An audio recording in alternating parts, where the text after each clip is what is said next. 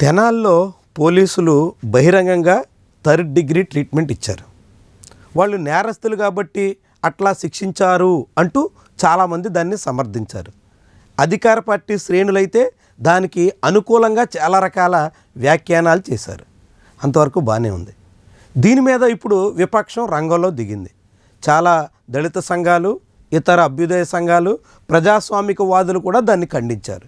ఖండించినప్పటికీ కూడా ప్రభుత్వం పూర్తిగా పెడచెవిన పెట్టింది.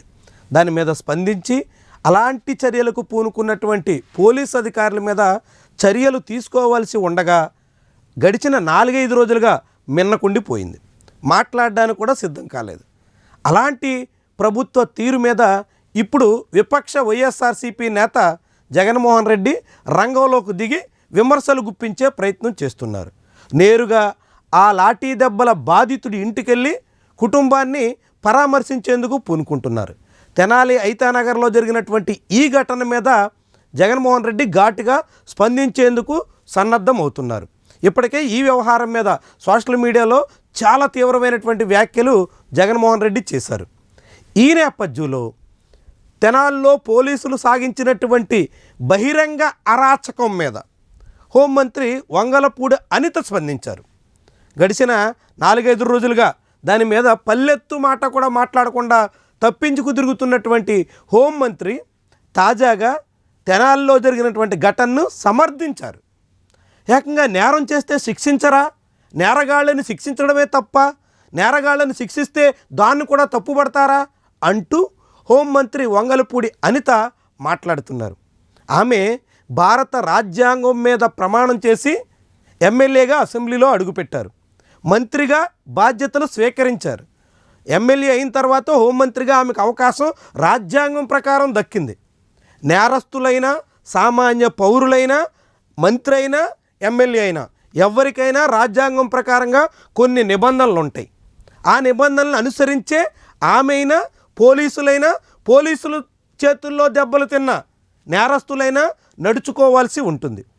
ఆ నేరస్తులు నిబంధనలు ఉల్లంఘిస్తే, రాజ్యాంగ విరుద్ధంగా వ్యవహరిస్తే వాళ్ళని శిక్షించే దానికోసం ఒక ప్రొసీజర్ ఉంటుంది. ఆ ప్రొసీజర్ ప్రకారంగా పోలీసులు నేరస్తుల్ని శిక్షించే ప్రయత్నం చేయాలి. కానీ ఆంధ్రప్రదేశ్ పోలీసులు హద్దులు మీరారు. తమ పరిధిలో లేనటువంటి రీతిలో నేరుగా నేరస్తుల్ని శిక్షించేందుకు పూనుకున్నారు. ఒకవేళ పోలీసులు స్టేషన్లో పెట్టి థర్డ్ డిగ్రీ ప్రయోగించి నేరస్తుల నుంచి నిజం రాబట్టే ప్రయోగాలు చేశారే అనుకున్నప్పటికీ దాన్ని వీడియోగా చిత్రీకరించి ఆ వీడియోని ప్రచారంలో పెట్టి వాళ్ళని అవమానించారు. ఎస్సీలు, మైనార్టీ కుర్రాళ్ళని అవమానించడం అన్నది పూర్తిగా శిక్షార్హమైనటువంటి నేరం. రాజ్యాంగం ప్రకారంగానే నేరస్తుల హక్కుల్ని పోలీసులు ఉల్లంఘించినటువంటి వైను తేట తెల్లమవుతుంది. ఇలాంటి ఘటన మీద హోంమంత్రి 4 రోజుల పాటు మౌనంగా ఉండి ఇప్పుడు పోలీసుల తీరుని ఇదేచ్ఛగా సమర్థించి నేరస్తుల్ని శిక్షించరా అన్నట్టు మాట్లాడడం అన్నది ఆమె రాజ్యాంగ విరుద్ధంగా సాగుతున్నారు అనే దానికి సాక్ష్యం. గతంలో ఇదే హోంమంత్రి, అదే తెలుగుదేశం పార్టీ నాయకులు వైజాగ్లో డాక్టర్ సుధాకర్ పట్ల పోలీసులు వ్యవహరించినటువంటి తీరుని తీవ్రంగా తప్పుపట్టారు. సుధాకర్ విషయంలో జగన్మోహన్ రెడ్డి ఆదేశాలతో పోలీసులు రెచ్చిపోయినటువంటి వైనాన్ని అనేక రకాలుగా నిరసించారు. దాని మీద తీవ్రమైనటువంటి దాడి ప్రభుత్వం మీద చేశారు.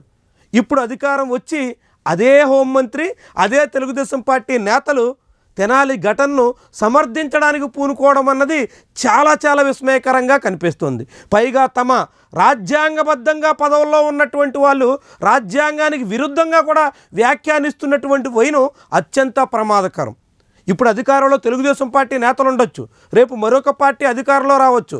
అధికారం ఉంది కదా అని పోలీసులు నేరస్తులనే ముద్ర వేసి కొంతమందిని బహిరంగంగా శిక్షించే ధోరణి వస్తే ఇది తాలిబాన్ రాజ్యమే అవుతుంది తప్ప భారత రాజ్యాంగం ప్రకారంగా వ్యవహరించినటువంటి తీరు అవ్వదు, కాబోదు కూడా.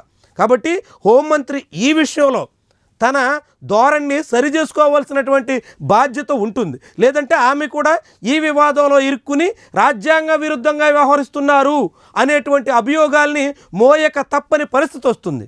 గతంలో టీచర్గా పనిచేసినటువంటి వంగలపూడి అనితకు ఇవన్నీ తెలియక కాదు, కానీ అధికారం ఉంది అనేటువంటి కారణంతో తాము అధికారంలో ఉండగా పోలీసులు సాగించినటువంటి చర్యల్ని కప్పిపుచ్చాలనేటువంటి ధోరణితో విపక్షం దీన్ని విమర్శిస్తుంది కాబట్టి దానికి వ్యతిరేకంగా తాము మాట్లాడాలి అనేటువంటి వ్యవహారంతో ఇలా ఇదేచ్ఛగా మాట్లాడితే మాత్రం అది ఏ మాత్రం కూడా రాజ్యాంగ ప్రకారంగా తగనటువంటి పని. ఎప్పటికైనా ధోరణి మార్చుకోవాల్సినటువంటి అవసరం ఉంది. తెనాలి ఘటన మీద సమగ్రమైనటువంటి దర్యాప్తు కోసం ఉన్నతాధికారుల బృందాన్ని ఏర్పాటు చేశాం అంటూ ఎస్పీ ప్రకటించారు. ఆ బృందం ఏం చెప్పింది, బహిరంగంగా చర్యలకు పూనుకోవడం ఏ రకంగా సమర్థవంతమైంది, ఇలాంటి చర్యల్ని అంగీకరిస్తే భవిష్యత్తులో పోలీసులు మరింతగా రెచ్చిపోతే సామాన్యులకి ఇక రక్షణ ఎక్కడుంటుంది, కోర్టులకు పని ఏముంటుంది అనేటువంటి ప్రశ్నలు ఉదయిస్తున్నటువంటి తరుణంలో హోంమంత్రి బాధ్యతాయుతంగా మెలగడం అత్యంత అవసరం. ఆమె స్థాయికి తగ్గట్టుగా సాగడం అన్నది ఆమెకు కూడా చాలా చాలా ముఖ్యం.